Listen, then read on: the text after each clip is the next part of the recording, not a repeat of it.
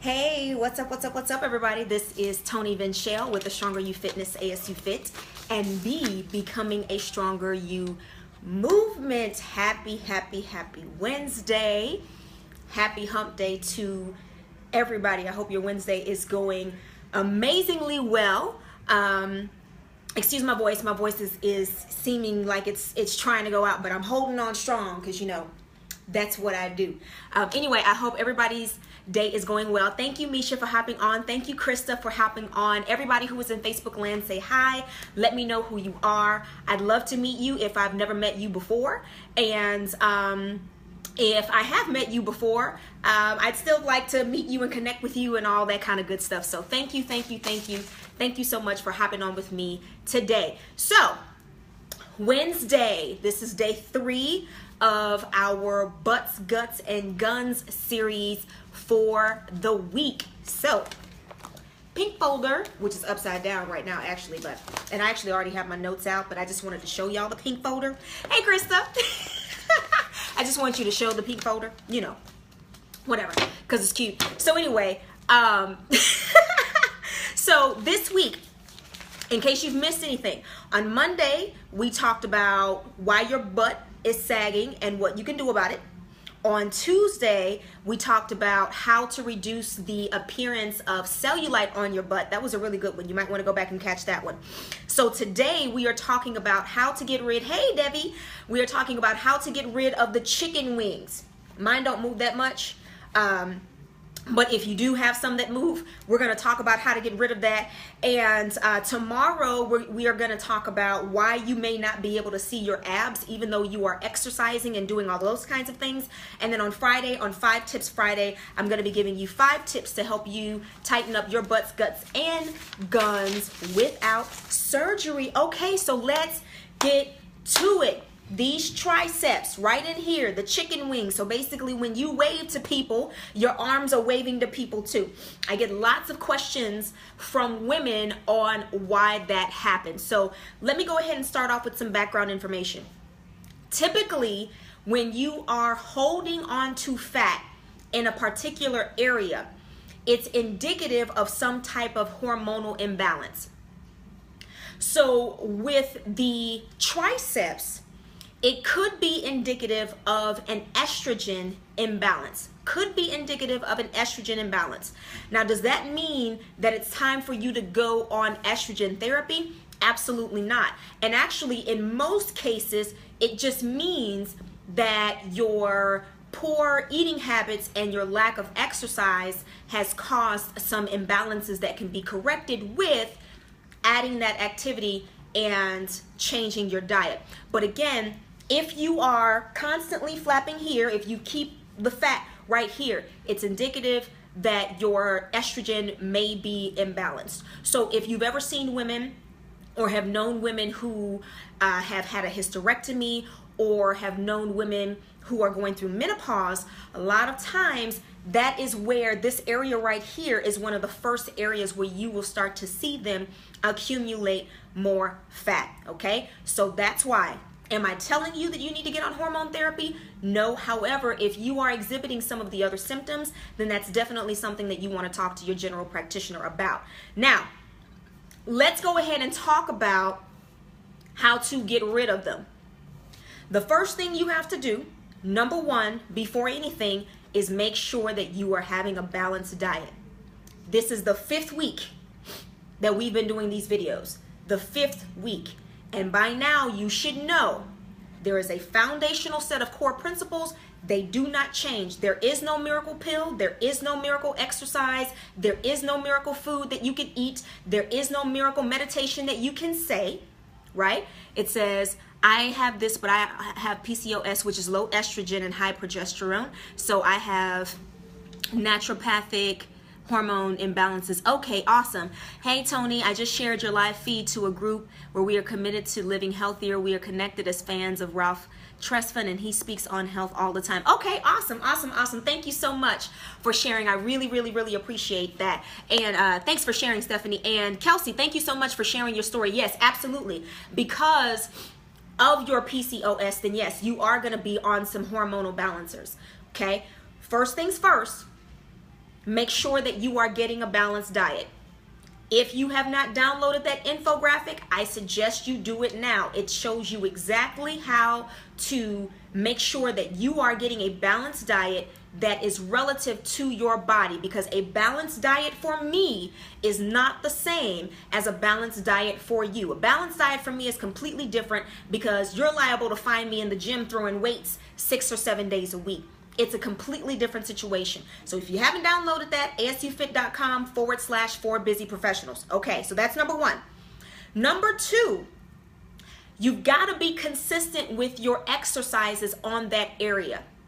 So the triceps, the abs, the hamstrings, the calf muscles, and the glutes. These are the areas a lot of times you're currently doing keto.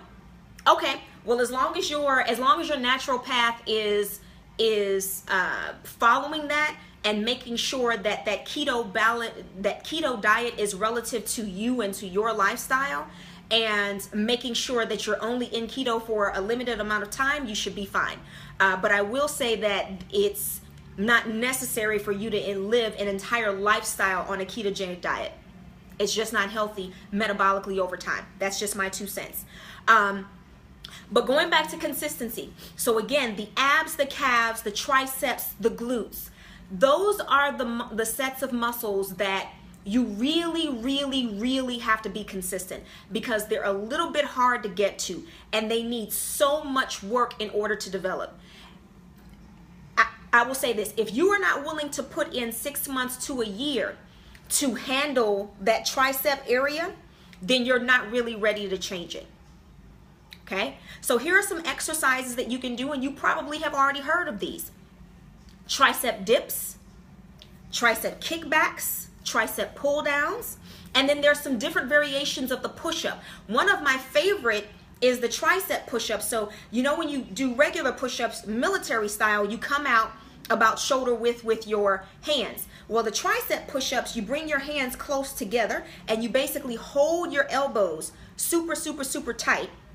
You know what? I tell you what, I know that this is totally not orthodox right now, but I'm gonna see what I can do about demonstrating this for you right now. I am in my office and we are about to get on the floor.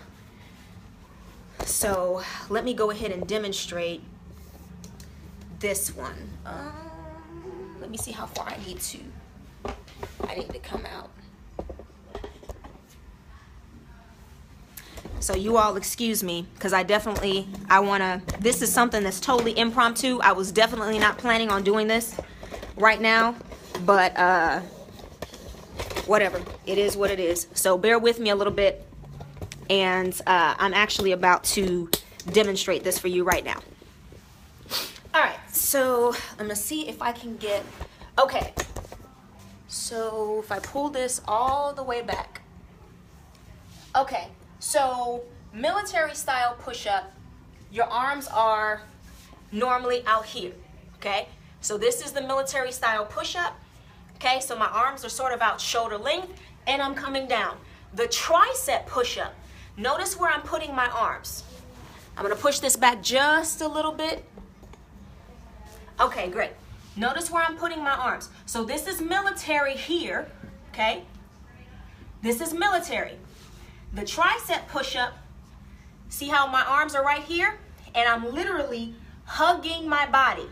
So I'm gonna hug my body right now, and I'm gonna come down.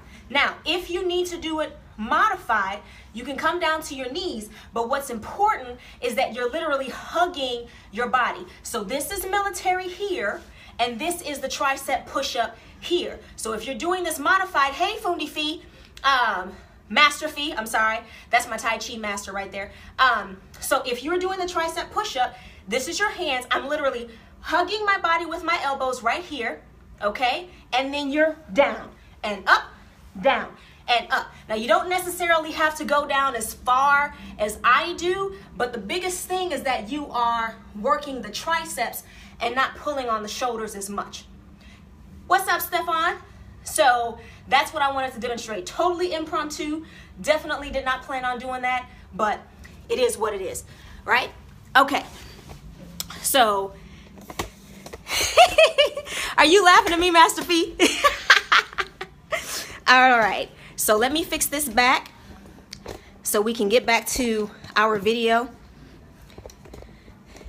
If you all didn't know, I am a Gemini, so I am like straight up impulsive.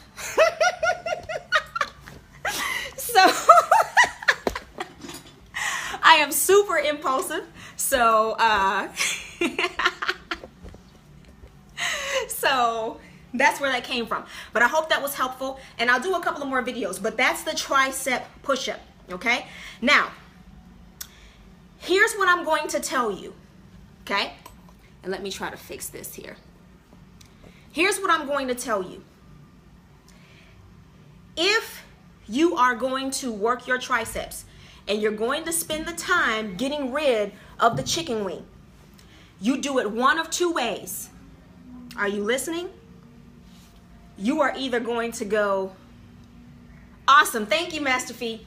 We are either going to go heavy, and when I say heavy, okay, let me try not to be judgmental, okay? Because, you know, I'm a girl, but I'm like 13% tomboy, right?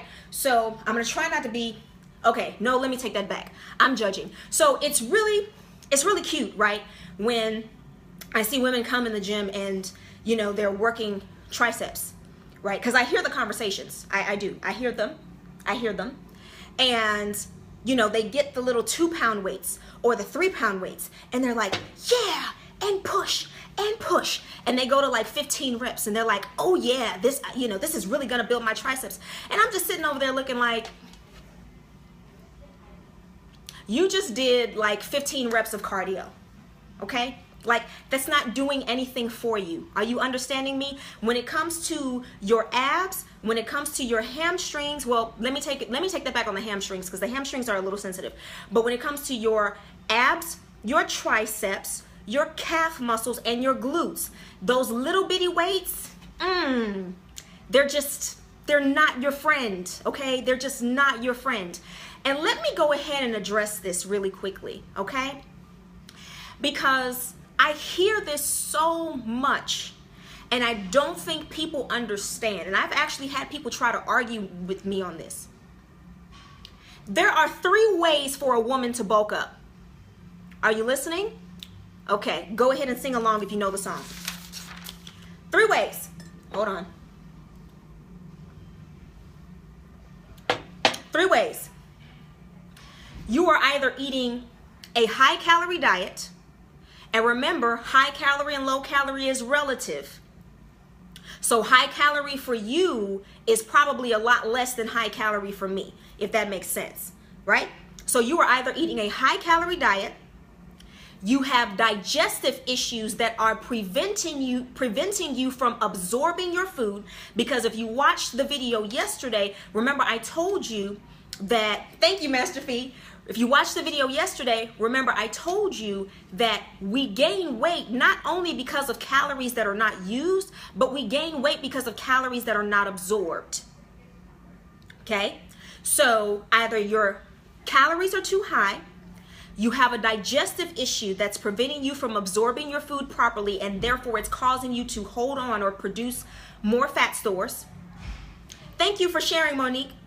Or you are on performance enhancing drugs. Those are the only 3 ways. So when I am constantly hearing women say, I stopped lifting weights because I bulk up. I don't lift weights anymore because I bulk up. Let me tell you what happens with your body, okay?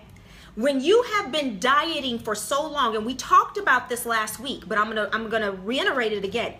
When you have been dieting for so long, your resting metabolism, your resting metabolic rate will lower. Now what happens is most trainers or nutritionists will sit down and do mathematical calculations to determine where your caloric intake needs to be, okay? And those calculations, hey Tesnisha, those calculations are based on, thank you Master Fee, thank you so much. So see, Master Fee's got y'all on the notes right there.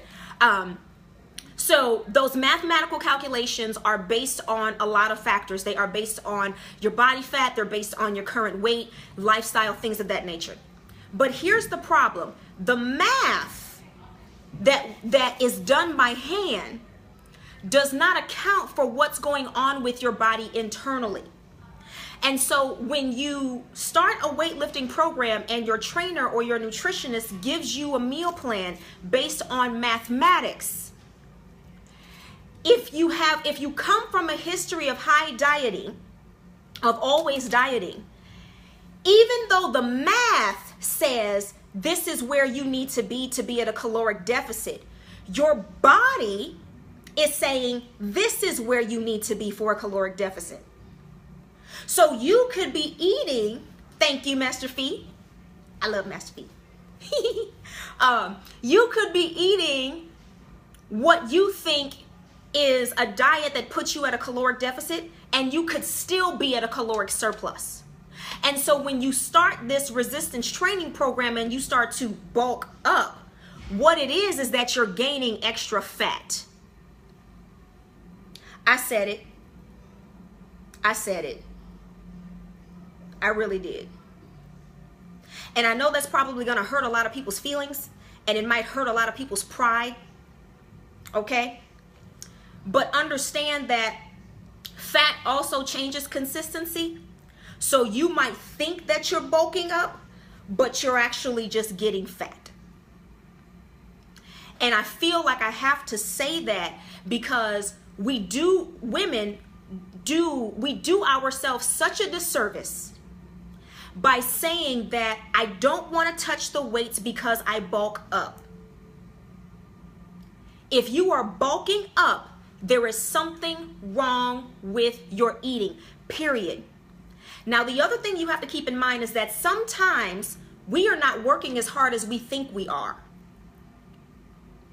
So your trainer or your therapist may give you a workout plan and send you to the gym.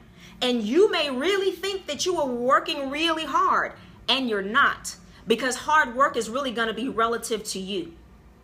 I've seen some of my clients work out on their own, and then I watch the difference between when they work out on their own and when they actually work out with me.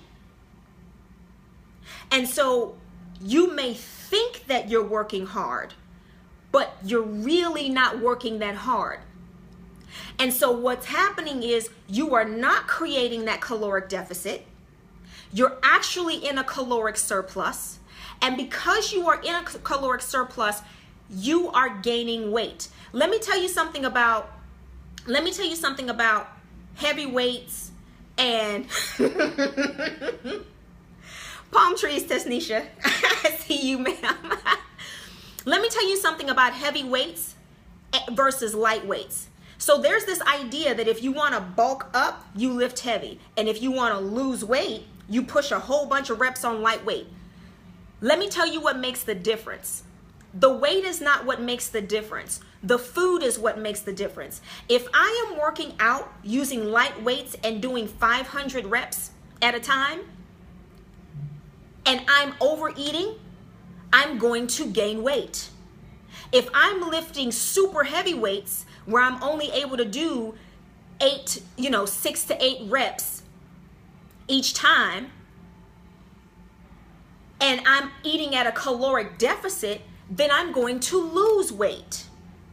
It's not the fact that the weights are heavy that's causing you to bulk up. You are not eating properly. Point blank, period, end of story. You are either not telling the truth about your food, or you are not telling the truth about your workouts. And when I say not telling the truth about your food, yes, the types of calories are important, and the amount of calories are important.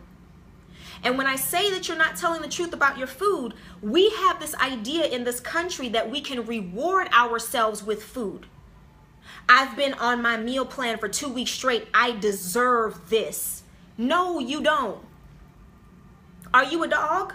Are you a puppy?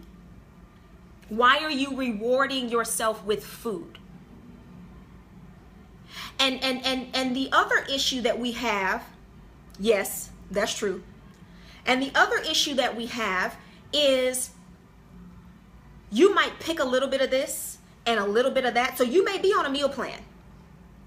And you might, I'll have this little piece of cake. I'll have this little piece of fried chicken. I'll have this little French fry. I'll have this little soda. Oh, I'll just have one cocktail. And what you're not understanding is that in the overall marathon,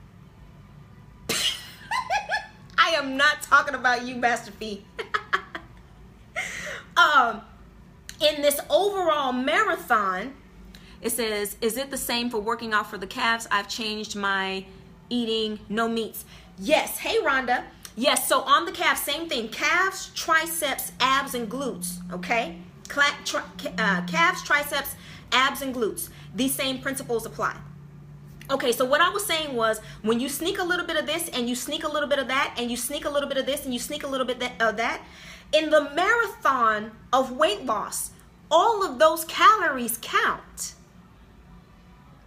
Right? And so if you understand that when you're a nutritionist, I do a Scooby snack. Oh no, you're welcome, Tyra. What you don't understand is as your nutritionist or your dietitian is supposed to, I'm not going to say that they always do, they are supposed to start you off at the highest amount of calories allowable. Right? So if you're doing the math, that's 10 and 12, multiplying it. Thank you for sharing, Tesnisha. Multiplying it by 10 and multiplying it by 12. They're going to start you off up here at 12. Now, we might not always tell you that because the math is not what's important. Your compliance is what's important. So if you're starting off at the top of your metric, at the top of the spectrum for yourself, and you're sneaking a little bit of this and sneaking a little bit of that and sneaking a little bit of this and sneaking a little bit of that, it doesn't take much for you to tip the scale and put yourself in a caloric surplus as opposed to a caloric deficit.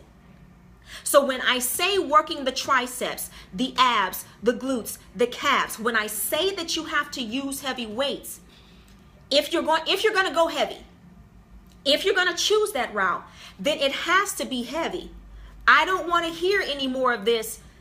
I bulk up. Lies, lies, lies. You're lying to yourself. You're lying to yourself. Okay? So 2 ways. You either go heavy or you can go for the activity, meaning that you're going for the reps. And that's fine. But when you are talking about the calves, the abs, the glutes, and the triceps, when I say reps in those areas, I mean like 100. So that cute little 15 or 20 that you're doing, hashtag stop lying. That cute little 15 or 20 that you're doing, and 1, and 2, and 3, and 4, like, no. I mean, I'm not saying that it's not good for you, but in terms of maximizing your results, because again, remember, we are talking about fitting this into the lifestyle of busy professionals and people who already don't have enough time, right? You say you don't have enough time.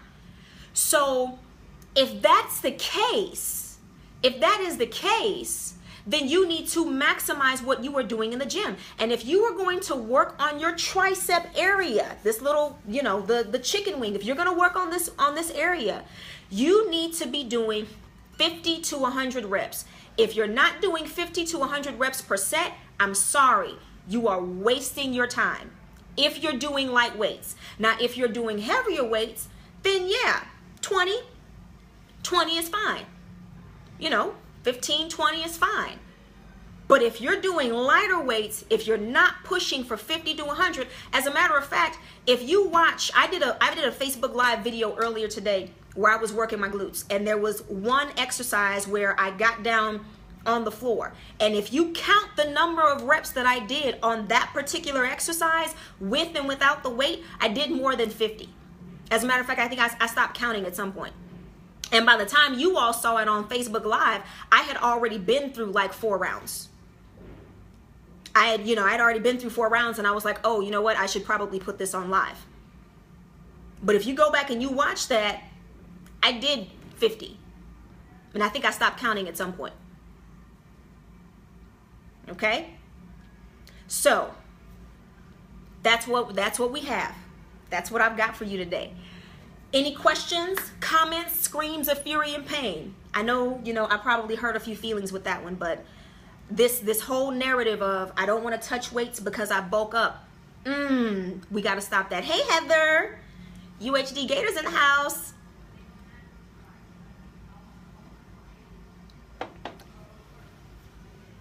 Okay, that's a good question, Tyra. So Tyra says heavy weights, how many pounds? So this is what I will say. It's going to be different for every person. Now, but this is how you can gauge it though. If let's say you're doing 15 reps, okay? Those last 5 should be such a challenge for you to pull out that you almost quit. That's how you know that it's heavy enough. Now, I'm not saying that you have to fall out on the floor and vomit like I do sometimes, but you got to understand I'm crazy. So don't be like me. But, but it has to be that much of a challenge, right? So it's if you're doing 15 or if you're doing 20, those last five really need to push you. You need to dig for those last 5. You know what? Give me a minute. Can y'all give me a minute? Is that okay? Let me show you.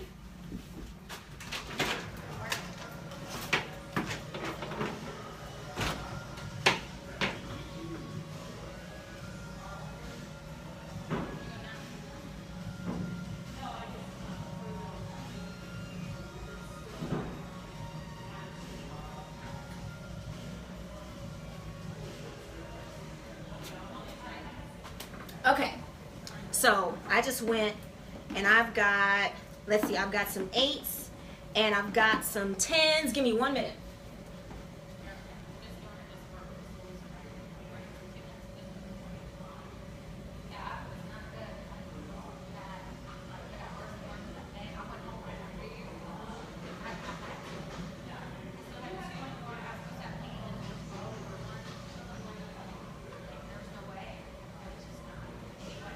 Okay, and I got a 12.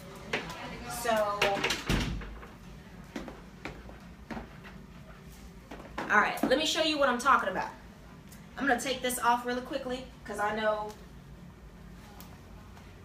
it's the Gemini in me. Y'all gotta forgive me. Okay, so here's what I'm talking about. So these are 8s, okay, which tend to be pretty light, all right? Now, I'm doing this in real time, so it's no fake or anything like that.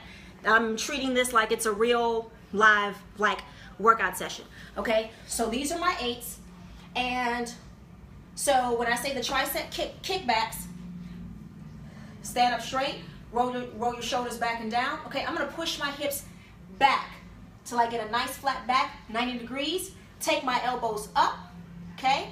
And then from right here, I'm gonna push back. Now these are 8s, and I'm gonna go for 15. 2, 3, 4, 5, 6, 7, 8, 9, 10. 1, 2, 3, 4, and 5. Now, the problem with that, if I was going for heavier weights, is if you noticed on my last 5, I went straight through.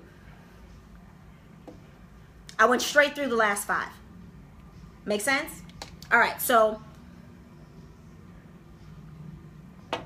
now technically, right about now, I'm supposed to give it, I don't know, maybe a minute or so, but I'm gonna go ahead and keep going. So that's 8. So here's 10. Now, realistically, because I just finished with the 8s, and I've also had a full workout today, my triceps may be a bit fatigued, so this may not be fair, but I just want you to see, because what we're trying to see is we're trying to see at what point I get to my last 5, and the last 5 become a challenge for me, okay? So these are 10s, okay? And pulling my belly in, okay? Take this out. I'm going to push back for 15. 1, 2, 3, 4, 5, 6, 7, 8, 9, 10. 1, 2, 3, 4, and 5. Okay, so we still have a little bit of an issue there because I made it through that last 5. Even with very limited rest, I made it through that last 5 without really having to change my tempo. So that means that it's still not heavy enough. So I don't know who has the other the other 12, but we'll just do this one at a time. Okay? So what are we looking for? We're looking for that last 5. We're looking for me to fatigue at that last 5. At the point at which I fatigue at the last 5, that's when we know that I've gone heavy enough for today. And it can change day by day based on how fatigued the muscle is or how much the muscle is developing. Okay, so that was set number 2. Let's try it again. Okay, so I'm going to go one arm. 1, 2, 3, 4, 5, 6, 7, 8, 9, 10. 1, 2, 3, 4, and 5. Yep. Okay. So that was the right arm, 12, didn't fatigue at the last 5. So let's try the left arm. Okay, same position. And I'm pigeon-toed, so I have to constantly look at my feet. 1, 2, 3, 4, 5, 6, 7, 8, 9, 10. 1, 2, 3, 4, and 5. Okay, so the bottom line is I'll probably have to keep going to try to fatigue that. But yes, Master P. She says we are looking for the muscle to scream in holy protest. Yes, Master P. So basically, even after all those sets, I have not fatigued, which is interesting because I've had a full workout today. So what that tells me is that my strength is increasing. So that was 12. The next one up would probably be 15. So I might have to go all the way to 20 to actually fatigue it out today. But once now see, here's the kicker though. Let me tell you what's funny.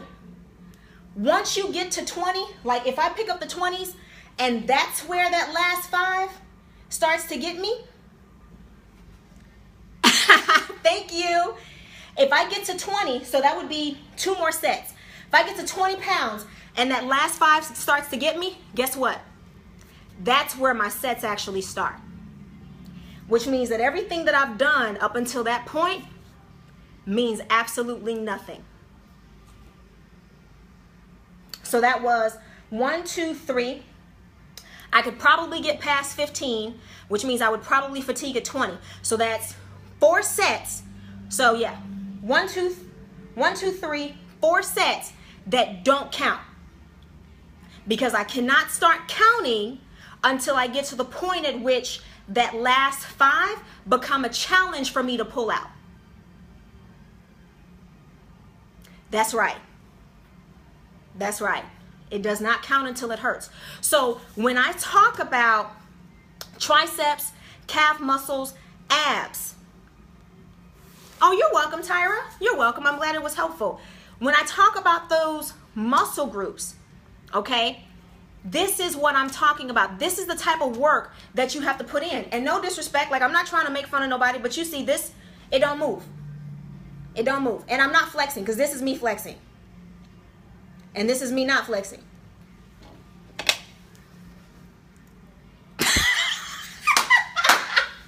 I love you, Lim. No, this is actually tea.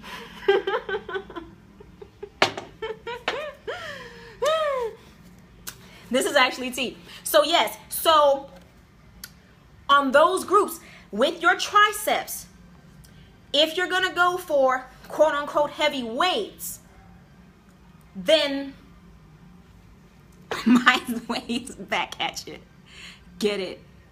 Oh, thank you, Tyra. So yeah, so if you're going to do that though, that's the type of work that you have to do. That's the type of work that you have to do. You get to the point where the last 5, you have to dig deep to pull out. That's where your sets start. And if you are not working like that, right? Because if your trainer writes you a workout and they say do 4 sets of this, they don't mean what I just did. These sets right here, they don't even count. So for me, it would be 4 sets after my 5th set, because my 5th set is probably when I would get that fatigue in the tricep. 4 sets after that.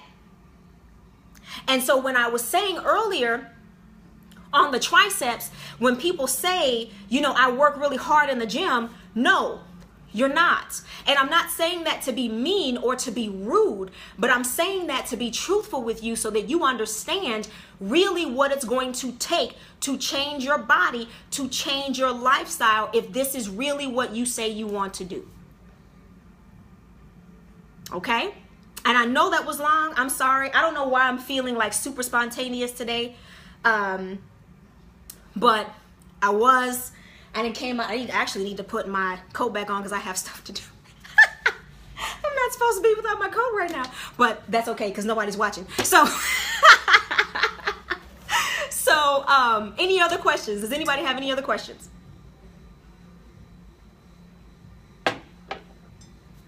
Questions, comments, screams of fury and pain.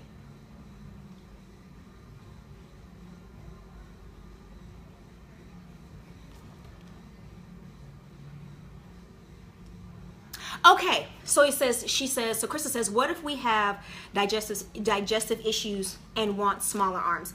So you're gonna have to work on both of them with the understanding that it may take you a little bit more time to see results than the average person who does not have those additional issues. But it's possible. It's possible. But you can work on them together. So don't think, okay, I'm gonna work on my digestive issues first, and then no, you can work on them together. And you can talk to, if there's a naturopath that you have access to, they can help you. I talked about some additional testing last week. It says, would you apply that same method for legs? Okay, so Tyra, legs. Oh, you're welcome, Yolanda. Thank you so much for watching. I didn't even see you come on. Thank you so much. Okay, so Tyra, legs. Okay, so if you are not fully experienced with resistance training, then if you're gonna do that with legs, then you need to have somebody there with you, because see, now that is working with the quads, and especially because the knees are such a huge component of that. If you're not used to it, that could put you in some danger. So next week, next week I'm doing a series on back. So we're going to talk about back fat next week. So I think what we'll do is we'll talk about back and legs, and I'll put that together and put that in next week's content, because next week I want to deal with the underbrow fat in the back area, and then some of the fat that, you know, sometimes we carry down here in the lower back area. So I'll throw some legs in there with that as well. If you're gonna do that, Tyra, make sure that you have somebody with you to make sure that you don't injure yourself. But ultimately, the principle is the same. The principle is the same. You wanna make sure that those last 5 reps are a challenge for you to pull. You have to dig for those. But I would say if you're gonna go to the gym and do this on your own, the first time, hey Tamisha, thank you so much for joining. The first time, go ahead and let those other sets count. Oh, thank you Tyra. I'm glad that I could be helpful. Hey Yay, thank you so much. She said yes, back fat. Yes, so we're definitely going to discuss next week's next week will be back, and I'll go ahead and do back and legs next week. We'll talk about that. But Tyra, what I was saying is the first time you do it, if you go by yourself, let those other sets count. Thank you for sharing, Tyra. Krista said back cleavage. You know what? Are you serious? She said back cleavage.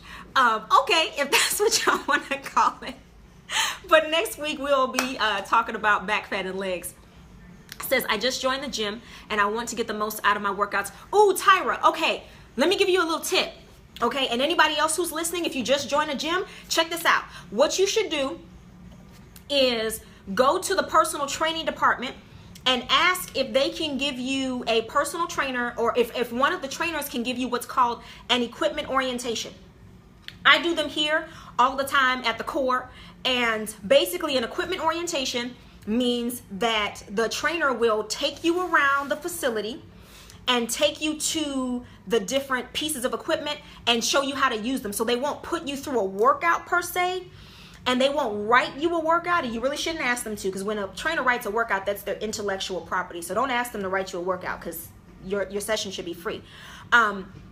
But they'll take you through and show you how to use all of the machines, or at least most of the machines, without injuring yourself. Everybody who gets a brand new gym membership, that is the first, when you're sitting down signing off your paperwork, that is the first thing you should be talking to the member services representative about, is about whether or not you can get an equipment orientation. Because even if you know how to use certain pieces of equipment, different gyms have some of the same machines, but they look differently and they operate a little bit differently. Okay, so if you just join, have them give you an equipment orientation, and then when you talk to them, let them know that you're trying to do that orientation because you're trying to safely use the equipment. And so what they'll do is they'll show you how to safely use it without injuring yourself. Now, I do have to tell you that because they are personal trainers and they do work on commission, most people think that personal trainers make like some crazy hourly wage, even at some of the biggest clubs. They don't. They're working on commission. So I do need to tell you that they're gonna try to sell you personal training, but it's their job. It's how they eat. So don't be frustrated by that, and understand that going in. And if you're not interested in personal training with that particular trainer, just be upfront with them so that they know not to contact you for the rest of the time that you have your membership there. Okay? So I hope that was helpful. Anybody else have any other questions? I have come all out of my clothes. I am like straight up out of compliance right now. I need to put my jacket right. But it's okay. It's okay. I did it for you all. So like I'm cool. Like I'll take that hit.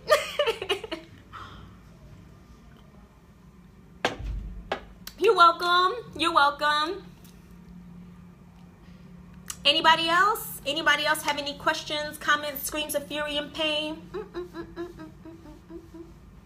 Walk like an Egyptian. I don't know why that song popped up in my head just now. Okay, awesome. So remember, I said the first thing you got to do, take care of your diet. Download that infographic. Oh, you're welcome, Yolanda. Thank you for watching. Download that infographic. Remember, asufit.com/4busyprofessionals. Get it. It is totally free. It is a free resource. You need to make sure that you have that if you don't already have that, okay? Catch me on Facebook, Instagram, and Twitter at A Stronger You, ASTRONGER, the letter U. My podcast is on SoundCloud, so soundcloud.com/ASUFit.